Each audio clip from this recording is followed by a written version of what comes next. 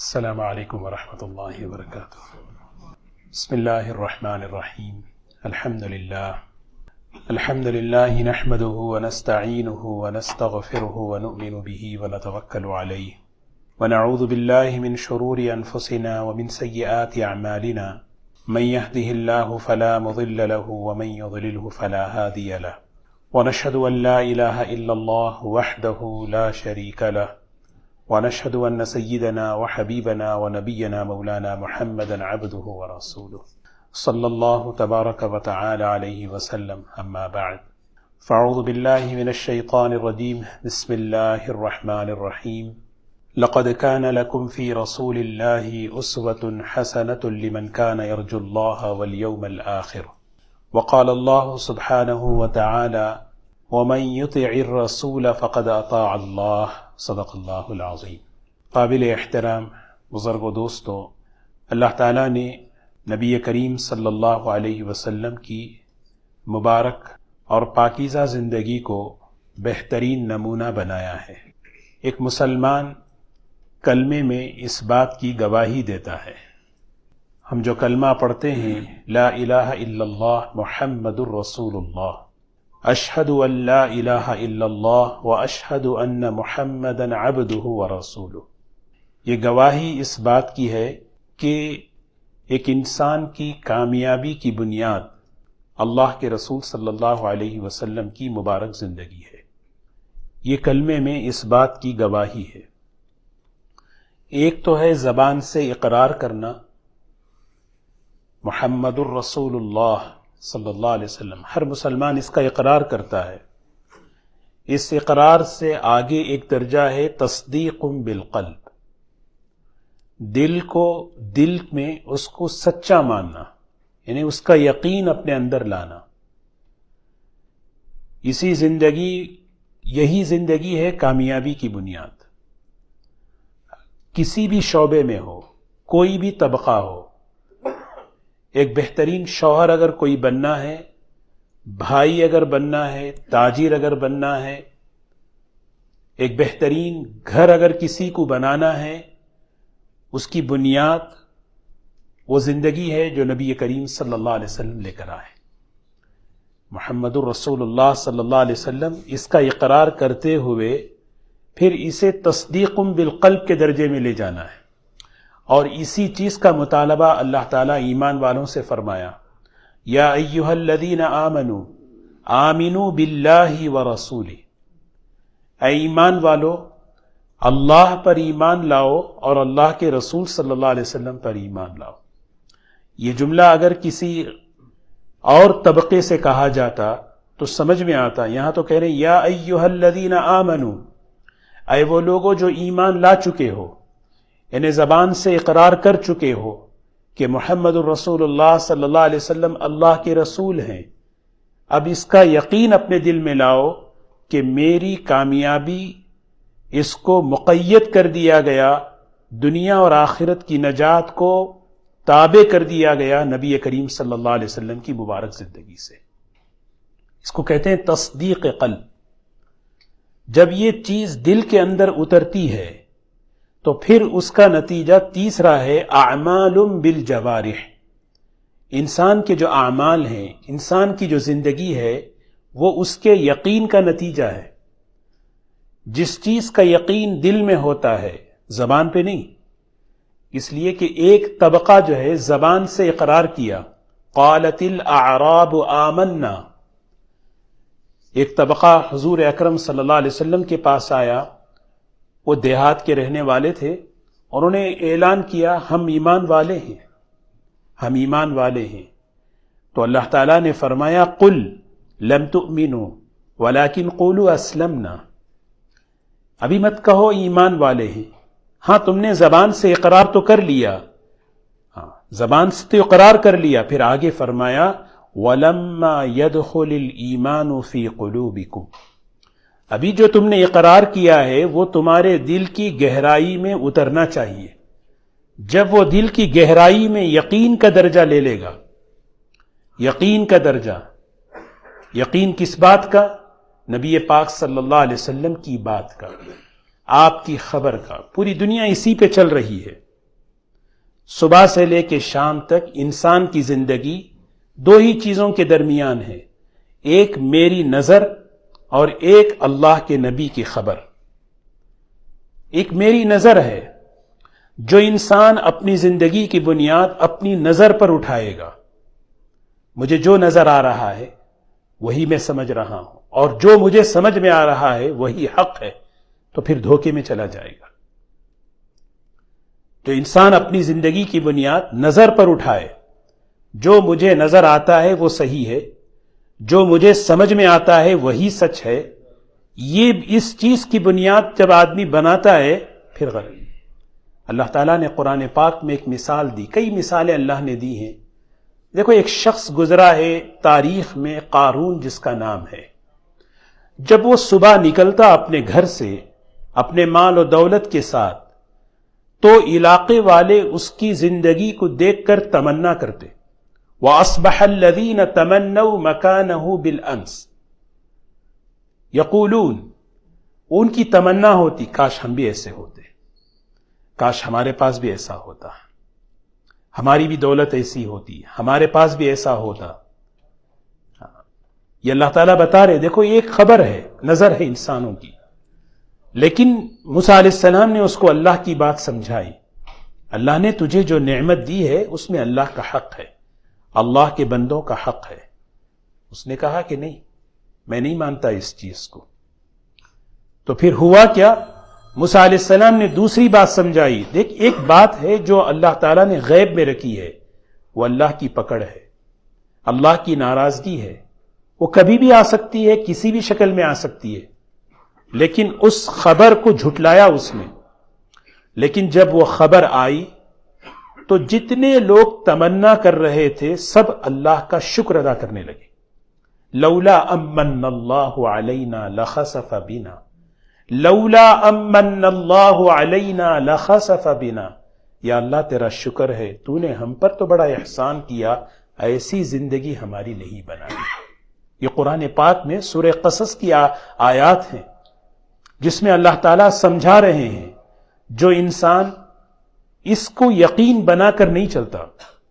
یہ بار بار جو قرآن پاک میں اللہ تعالیٰ فرماتے ہیں مختلف جگہوں پر، رسول اللہ صلی اللہ علیہ وسلم ایک بہت بڑی نعمت ہے، ہمارے لیے ایک بہت بڑی نعمت ہے، ان پر ایمان لے کر آؤ۔ ایمان، نبی کریم صلی اللہ علیہ وسلم پر ایمان کا مطلب کیا ہے؟ ایک تو ہے کہ ہم زبان سے اقرار کریں کہ آپ اللہ کے رسول ہیں صلی اللہ علیہ وسلم، آپ اللہ کے آخری پیغمبر ہیں، لیکن اس کے ساتھ ساتھ محدثین نے مستقل ایک باب قائم کیا ہے، الیقین بما اخبر النبی صلی اللہ علیہ وسلم۔ اللہ کے رسول صلی اللہ علیہ وسلم نے جس چیز کی خبریں دی ہیں اس پر تمہارے دل کی گہرائی میں یقین پیدا ہو جائے۔ یہ معنی ہے کہ اشہد ان محمدًا عبدہ ورسولہ، میں گواہی دیتا ہوں کہ اللہ کے رسول صلی اللہ علیہ وسلم اللہ کے رسول ہیں۔ آدمی جائزہ لے، آپ کی زندگی کو یقین کے درجے میں لائے، پھر جب وہ چیز یقین، وہ زندگی کو لینے کی بنیاد کیا ہے؟ قرآن پاک نے کہا کہ اسوۃ حسنہ رحمت للعالمین، آپ بہترین نمونہ ہیں، آپ بہترین اسوہ ہیں، آپ رحمت ہی رحمت ہیں، آپ برکت ہی برکت ہیں۔ لیکن اس زندگی کو لینے کی بنیاد کیا ہے؟ ہم اپنی زندگی میں کیسے اس کو جگہ دیں؟ ایک شوہر ہونے کے اعتبار سے، ایک بھائی ہونے کے اعتبار سے، تاجر ہونے کے اعتبار سے، گھریلو زندگی ہونے کے اعتبار سے، میں آپ کی زندگی کو کیسے لوں؟ اس کی بنیاد الیقین بما اخبر النبی صلی اللہ علیہ وسلم۔ اگر وہ یقین کمزور ہوا تو پھر انسان نظر کے معاملے میں دھوکہ کھائے گا۔ وہ یہ دیکھے گا کہ جو جتنا نبی کی زندگی سے دور ہے اتنا بہترین زندگی ہے، اتنا کامیاب ہے، جو جتنا نبی کی زندگی سے دور اتنا ہی حشاش بشاش، اتنا ہی خوشحال، اتنا ہی مزے میں۔ اللہ تعالیٰ قرآن میں مثال دے دی، دیکھو یہ قارون کی مثال، فرعون کی مثال، یہ مثالیں ہیں۔ فرعون یہی کہتا تھا، الیس لی ملک مصر وہذہ الانہار تجری من تحتی افلا تبصرون، تم غور نہیں کرتے میرے پاس حکومت ہے، میرے پاس دولت ہے اور ایسے محلات ہیں جس کے نیچے نہریں بہتی ہیں، اب بتاؤ ام انا خیر من هذا الذی، میں بہتر ہوں یا یہ شخص بہتر ہے موسیٰ علیہ السلام، تم بتاؤ۔ ہر آدمی یہ اللہ تعالیٰ قرآن پاک میں ماضی کی بات اس لیے نقل کیا، ہر آدمی یہاں پہنچ کر غور کرے کہ میری زندگی کی بنیاد نظر پر ہے یا اللہ کے نبی صلی اللہ علیہ وسلم کی خبر پر ہے۔ اپنے ایمان کا جائزہ لیں، کتنی بڑی نعمت ہے نبی کریم صلی اللہ علیہ وسلم، اس نعمت کو اپنی زندگی میں، یعنی ایمان بالرسالہ۔ شخصیتیں بہت گزری ہیں، آج بھی ہیں، تاریخ کے اندر بڑی گزری ہیں، لیکن یقین یہ بنے کہ تمام شخصیتوں کی نفی کر کے ایک شخصیت ہیں نبی کریم صلی اللہ علیہ وسلم، ان کے پیچھے چلنے میں میری کامیابی ہے۔ یہ ہے ایمان بالرسال، رسول صلی اللہ علیہ وسلم۔ شخصیتوں سے متاثر ہو کر کہ وہ فلاں، اچھا اس کے پیچھے چلیں، اس کے پیچھے چلیں، اس کے پیچھے چلیں۔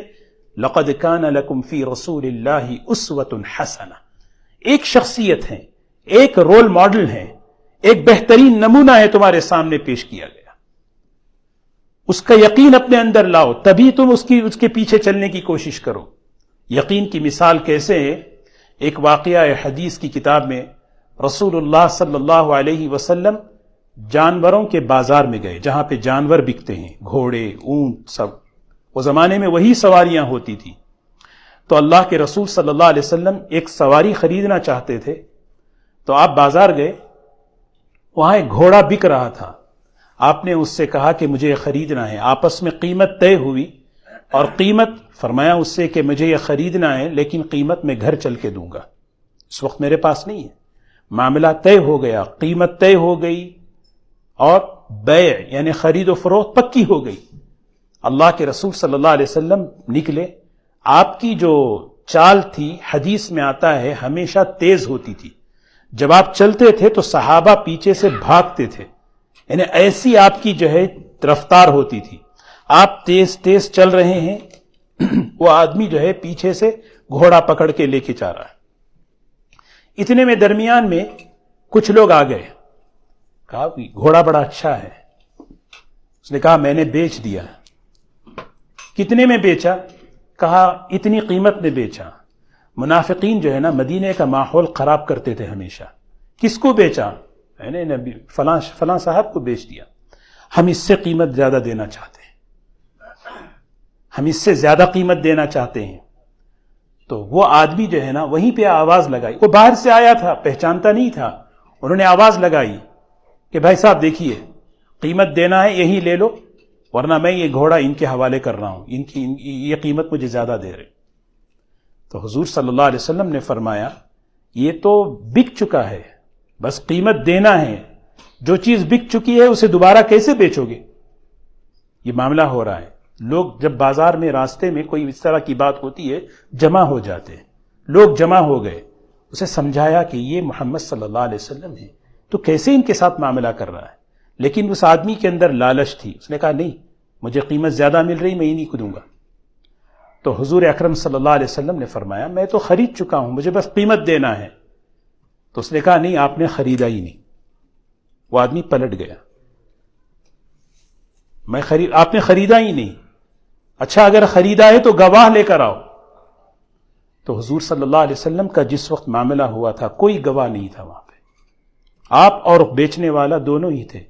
تو ایک صحابی ہیں ان کا نام ہے خزیمہ ابن ثابت رضی اللہ تعالی عنہ، قبیلے اوس کے رہنے والے تھے۔ وہ فوراً آئے اور آگے بڑھ کر کہا میں گواہی دیتا ہوں کہ اللہ کے رسول صلی اللہ علیہ وسلم نے ایک گھوڑا خریدا ہے۔ گواہی اس وقت دی جاتی ہے جب جس وقت معاملہ ہو اس وقت آدمی ساتھ ہو، حالانکہ اس وقت وہ تھے نہیں۔ تو حضور صلی اللہ علیہ وسلم نے انہیں روک دیا، کیف تشہد، کیسے گواہی دو گے؟ وَلَمْ تَكُمْ مَعَنَا، جبکہ تم ہمارے ساتھ اس معاملے کے وقت تھے نہیں، یہ انصاف کی بات ہے۔ تو وہ صحابی کہنے لگے یہ بات ہے یقین۔ یقین کسے کہتے ہیں؟ انہوں نے کیا کہا؟ آپ آسمان کی خبریں بتاتے ہیں، آپ کہتے ہیں اللہ نے یہ وحی بھیجی، اللہ نے جنت بنائی، اللہ نے جہنم بنائی، ہم نے آپ سے کبھی اس معاملے میں گواہی نہیں پوچھی؟ آپ گھوڑے کے معاملے میں جھوٹ بول دیں گے؟ میں گواہی دیتا ہوں کہ آپ نے یہ معاملہ کیا ہے۔ تو حضور اکرم صلی اللہ علیہ وسلم بہت خوش ہوئے اور اس موقع پر فرمایا، ہنیئن لک یا ابا خزیمہ، خزیمہ خوشخبری ہو تمہارے لیے، شہادتک بشہادت رجلین، تمہاری ایک کی گواہی دو گواہوں کے برابر ہے آج سے۔ آپ کی زبان مبارک سے جو نکلتا ہے وہی ہے۔ اللہ تعالیٰ نے ان کی اس گواہی کا اکرام کیا، کہا کہ آج سے حضرت خزیمہ جب بھی کسی معاملے میں گواہی دیں وہ دو گواہوں کے برابر۔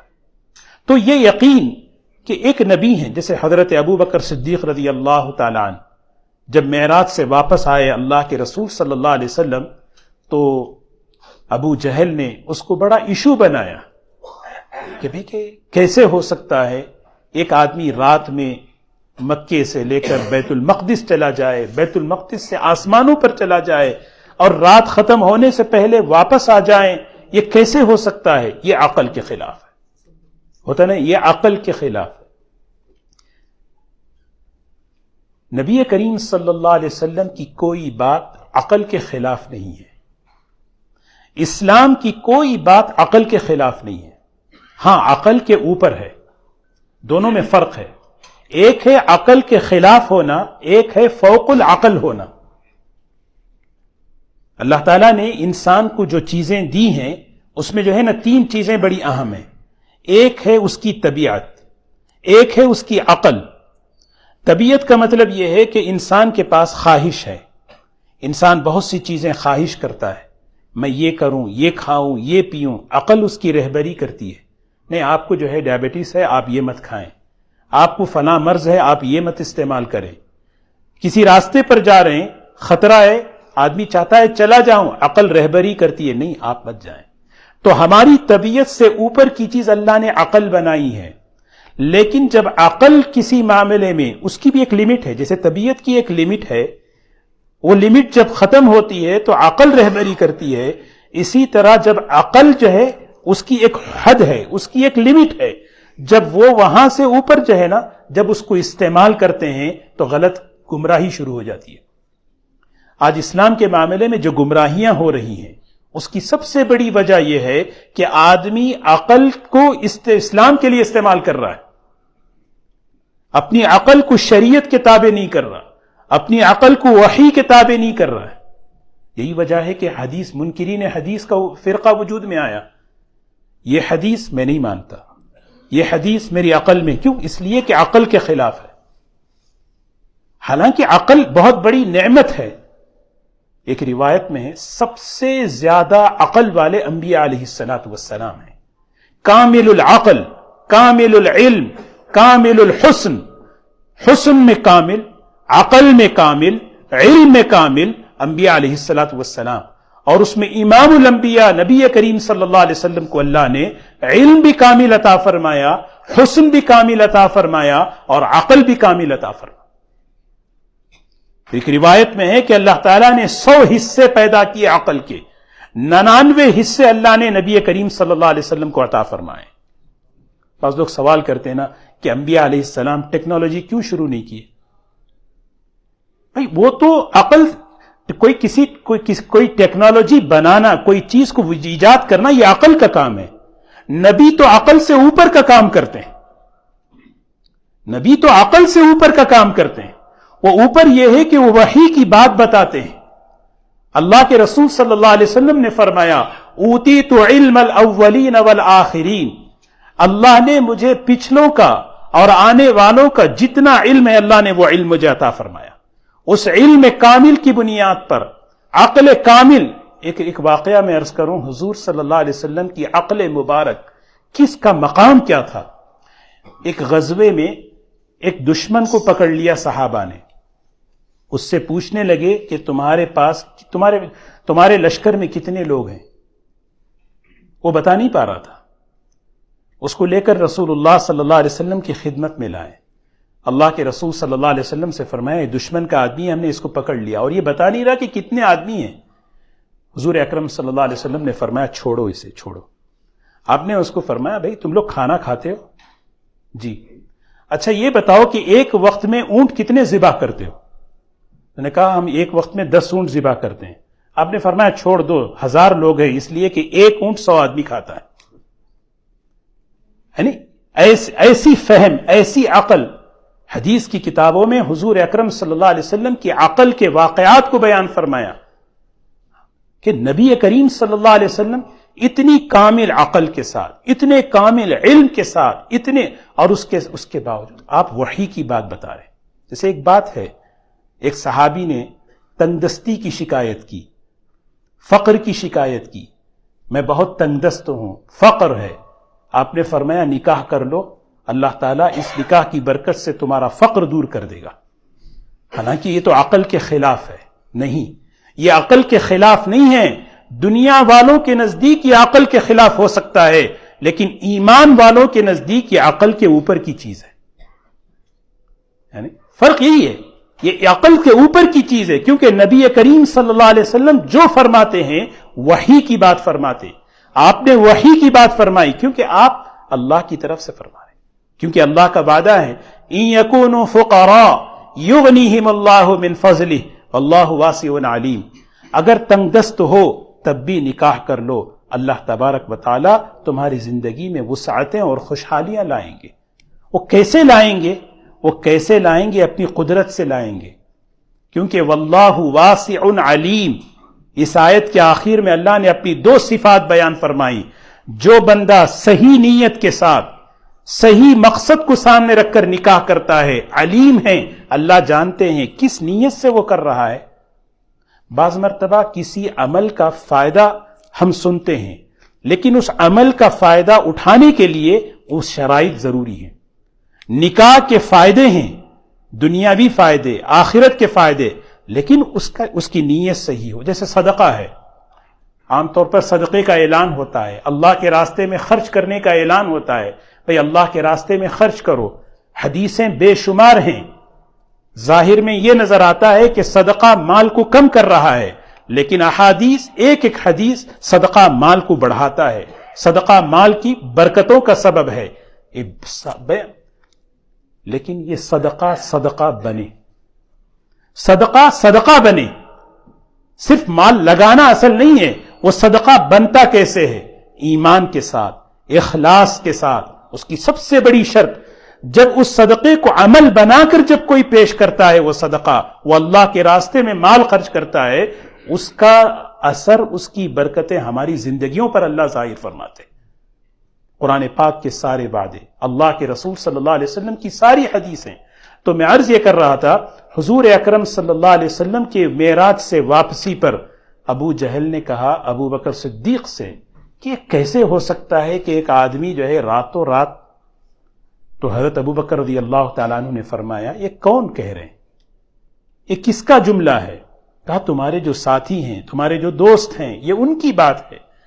تو حضرت ابو بکر رضی اللہ تعالیٰ عنہ نے یہ جو بات کہی نا، یہ ہے الیقین بما اخبر النبی صلی اللہ علیہ وسلم. یہ ہے دوستو، آدمی بیٹھ کے سوچے کتنی بڑی نعمت اللہ نے حضور اکرم صلی اللہ علیہ وسلم کی مجھے عطا فرمائی. آپ کی زندگی کے سارے پہلو، گھریلو زندگی کا پہلو، انفرادی زندگی کا پہلو، تجارت کی زندگی کا پہلو، قرآن اور حدیث دعوت دے رہا ہے. ایک ایک پہلو میں کامیابی ہے، لیکن اس کامیابی کو لینے کی بنیاد یقین بنا کر لینا. جب یقین بنتا ہے تو آدمی اس زندگی کو لیتا ہے، حضرت ابو درداء رضی اللہ تعالیٰ عنہ بیٹھے ہوئے ہیں مسجد میں. ایک شخص آ کر کہنے لگے احترق بیتک، گھر آپ کا جل گیا، آگ لگی ہے. حضرت ابو درداء رضی اللہ تعالیٰ عنہ نے پورے یقین کے ساتھ کہا محترق، جلا نہیں. دوسرے نے یہی بات کہی، تیسرے نے یہی بات کہی. چوتھا آدمی آ کر کہتا ہے لگی تھی آگ اس گلی میں جہاں آپ کا گھر تھا، لیکن قریب آتے آتے آگ بجھ گئی. وہ تینوں شخص کہنے لگے کس یقین کی بنیاد پر آپ نے یہ بات کہی؟ یہ ہے اصل چیز. انہوں نے کہا کہ دیکھو، میں اصل میں حضور اکرم صلی اللہ علیہ وسلم کی ایک دعا میں نے سنی ہے. اور آپ نے فرمایا صبح اگر کوئی وہ دعا پڑھ لے کوئی مصیبت اسے شام تک نہیں پہنچ سکتی، شام میں اگر پڑھ لے تو صبح تک کوئی مصیبت نہیں پہنچ سکتی۔ یہ دعاؤں کو لینے کی، یہ زندگی کو لینے کی بنیاد یقین ہے۔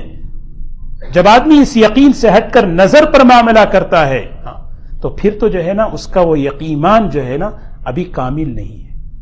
تو ایمان بالرسول صلی اللہ علیہ وسلم، میں گواہی دیتا ہوں اس بات کی کہ حضرت محمد الرسول اللہ صلی اللہ علیہ وسلم میری انفرادی اور اجتماعی زندگی سے متعلق جتنی باتیں لے کر آئیں اسی میں کامیابی ہے۔ اس کامیابی کو میں مقید کرتا ہوں، اس نجات کو میں مقید کرتا ہوں۔ اس کا معنی ہے ایمان بالرسول۔ اور اسے کیسے لینا ہے؟ یہ حضرات صحابہ کرام کی یہ مثالیں ہیں۔ حضرت ابو ذر رضی اللہ تعالی عنہ جنگل میں انتقال ہو رہا ہے، جنگل میں آپ نے اپنی بیوی سے کہا کہ دیکھو ایک جماعت آئے گی، وہ جماعت جو ہے نا ان سے کہنا کہ میرا جنازہ پڑھا دے، مجھے غسل کر کے مجھے دفن کرا دے۔ اور بیٹی سے کہا یہ بکری ذبح کر دو اور روٹیاں بناؤ تاکہ وہ لوگ کھانا کھا کر جائیں۔ ماں اور بیٹی سمجھ گئے کہ انتقال کا وقت قریب ہے، بہکی بہکی باتیں کر رہے ہیں، خاموش ہے، تو پھر ڈانٹ کے کہا سمجھتے نہیں؟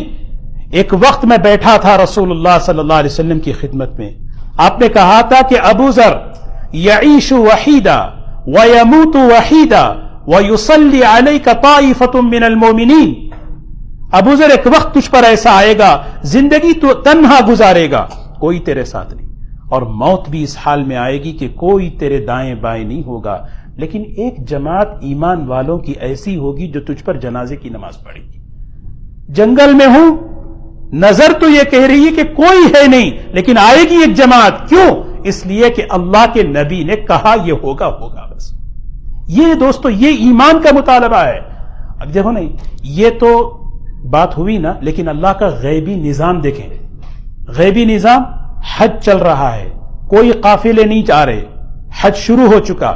حضرت عثمان رضی اللہ تعالی عنہ حج میں ہیں، اچانک انہیں کسی بات کی فکر ہوئی تو مشورہ کرنا چاہا، فوراً عبداللہ ابن مسعود سے کہا کہ جس حال میں ہو آؤ، فوراً مجھے تم سے مشورہ کرنا ہے۔ عبداللہ ابن مسعود رضی اللہ تعالی عنہ 19 لوگوں کی جماعت لے کر، افراد کو لے کر جو ہے نکلے ہیں، اور ان کی بیوی بیٹھی ہوئی راستے میں انتظار کر رہی ہے، اور وہ ساری جماعت آئی اور آ کر دیکھا کہ ہمارے بھائی ابو ذر صاحب رسول صلی اللہ علیہ وسلم، رسول اللہ صلی اللہ علیہ وسلم کے ساتھی کا انتقال ہوا ہے، جنازہ پڑا۔ نکلنے لگے تو بیٹی نے کہا کہ کھانا کھا کر جائیں، میرے والد نے کہا تھا کہ ایک جماعت آئے گی۔ تو حضرت عبداللہ ابن مسعود نے فرمایا ابو ذر تو زندگی میں بھی سخی تھے، مرتے ہوئے بھی سخی بن کر گئے۔ اللہ تعالی ہمیں ایسا یقین نصیب فرمائے۔ وآخر دعوانا الحمدللہ رب العالمین۔